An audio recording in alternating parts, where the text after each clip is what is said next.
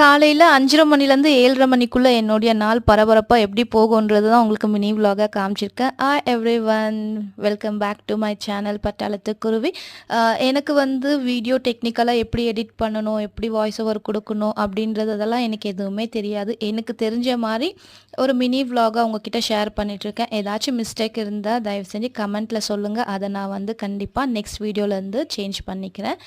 காலையில் 5:30 மணிக்கெலாம் எழுந்திரிச்சு கீசர் ஆன் பண்ணிவிட்டு ஃப்ரெஷ்அப் ஆகிட்டு நான் கிச்சனுக்கு வந்துடுவேன். சைமல்டேனியஸாக ரித்திகை எழுப்பி அவனை குளிக்க அனுப்பிடுவேன். ஏன்னா 6:30க்கெல்லாம் அவனுக்கு வேன் வந்துடும்.